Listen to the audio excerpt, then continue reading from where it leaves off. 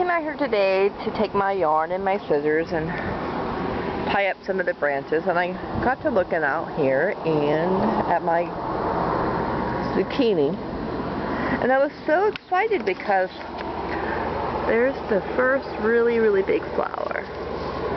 Now I'm really kind of stoked about this because that's a male. You can tell it's a male because of that thick area right there. I may have that backwards, but I'm pretty sure. I'll correct myself if I do, but there's another male. They have the real thick area behind the flower. The females, like that, they're very thin. And so basically the thin ones are not going to produce a fruit. They're there for pollinating purposes. I can show you this one. See, that's going to be a fruit. That's a male. Okay, so anyhow, I slept in late this morning, so I didn't get a chance to see if that flower opened. But what happens is early in the morning, these flowers, they open and they want to be pollinated. And the bees are supposed to come along and grab some female stuff and, you know, transport it over to this. So that doesn't always happen. So, you know, you as your gardener, you can do that. And I'll be showing you how. So this one's a nice plant. Last year it took me forever to get males. It's all females on everything. This year they're everywhere. This is great. I see this is one plant here. 1, 2, 3, 4. Yeah. So I thought that was terrific. They're looking really good. However, I found a problem. These cages are not working. I took the cage off this, and this poor plant, it is says that powdery mold. I believe I've read about that, and I'm sure it's just because it was so contained. I broke it trying to get the cage off from around it. Ouch. Yeah, they have little prickers on them. So now I got to come out here and get the cage off, sturdy it up better because it just wants to lay over now. It's very sad. And you see down in there it even has some males. So I really want to get it under control if I can save it. And then I have 2 more plants here. Well, that's going to be the same exact problem. Once I saw these leaves get as big as they were getting, I'm looking at these going, there is just no way. And I was right. So that's a big job ahead of me today. To get them out, get them healthy, sturdy them up.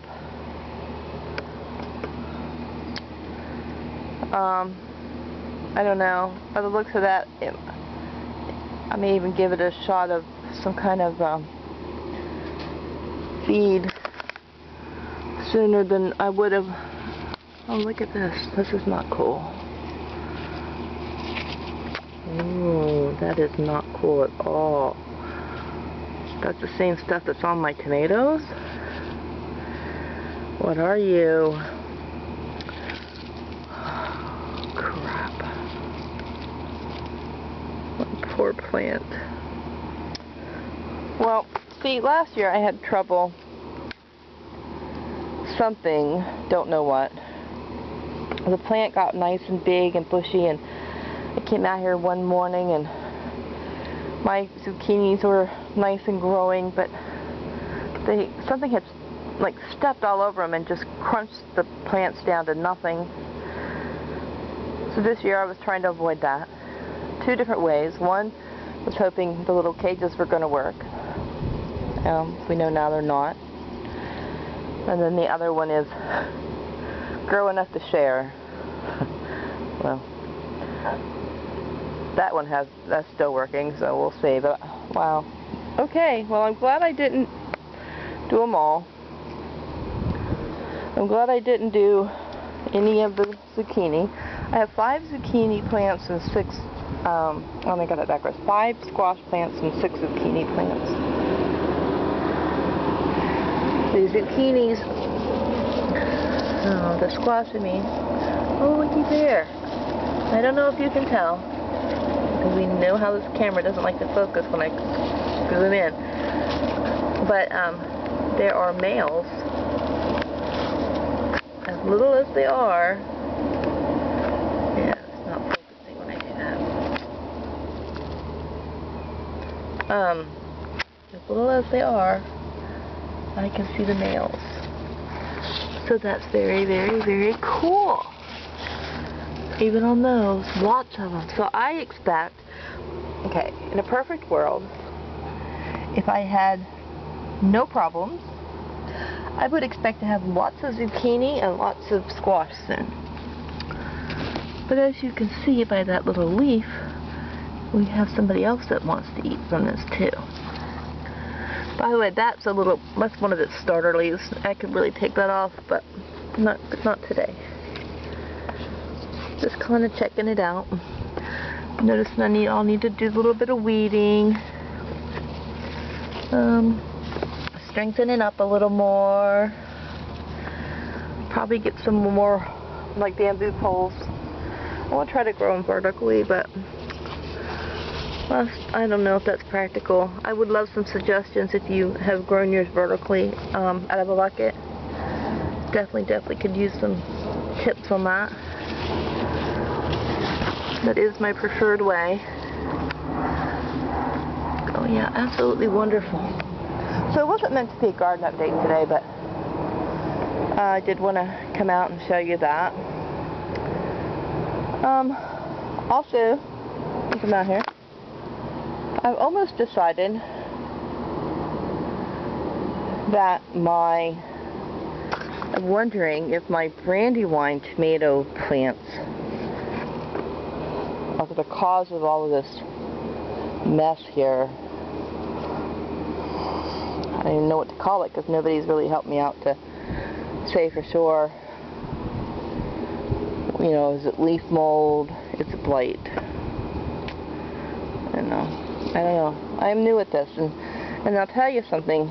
It's kind of funny because, you know, anybody who watches this video who's experienced in this, I'm sure has laughed at me a few times, and you'll be laughing at me several more by the time I'm done, because I really am learning as I go, and I am a type of person that, I mean, I'll read up on things, but to, you know, try to figure it out, but I pretty much am a learn as I go person.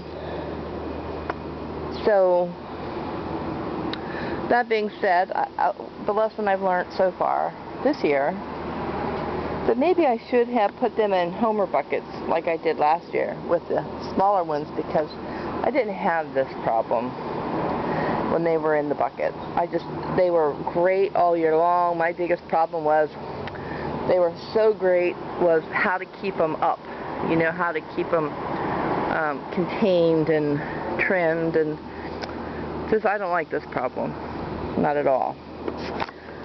So, and yet I'm fixing to plant 6 more cherry tomatoes soon. Remember the ones that are in the window? Fixing to dig that ground out right there and put them there. I'm really having a change of heart about that. I'm also having a change of heart about the dirt that I use, because I hear the videos. I'm subscribed to a lot of channels, and I have, you know, some people following me now, and everybody has such different ideas that I'm not sure what's right for me in my climate and my sandy ground.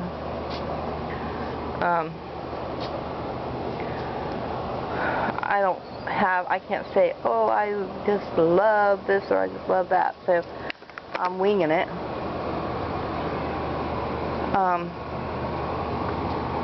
I just realized that those look nice. It's supposed to rain in the next few days. They don't need water today, but it's kind of great. When it gets summer here, all of this stuff will need to be watered at least once, if not twice a day. And that's another thing with the Homer buckets, with the reservoir set up. I just need to water them once and they'll be fine, even in 100-degree heat. So, gosh, I have all of these orange buckets, but I really am wondering if I shouldn't send for some more. You can get them cheaper, and if you order them offline at HomeDepot.com, then, like, if you go to the store and buy them individually, they don't sell them in 3-packs in the store. At least they didn't last year. And by buying 3, they're cheaper.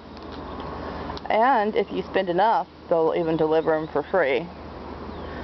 So, I don't know, maybe that's what it's time to do.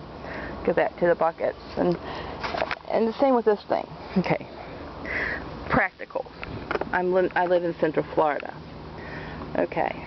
What is the probability that I could get 100-mile-an-hour winds this summer from a storm? It's a high probability. Now, we don't ever really get them coming through here, but we definitely get them coming near here.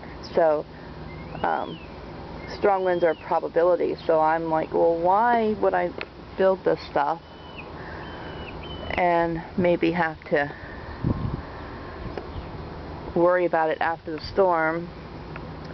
Last year, I remember picking up all my buckets, and we have one of the showers in the house is just a shower. It's not a tub. So I went and set all the buckets in the shower until the storm passed, and it was great. Storm was over, brought them back out, no problem, was awesome. So that means I've added another challenge to my year this year. Lettuce growing in Central Florida. Do you see that?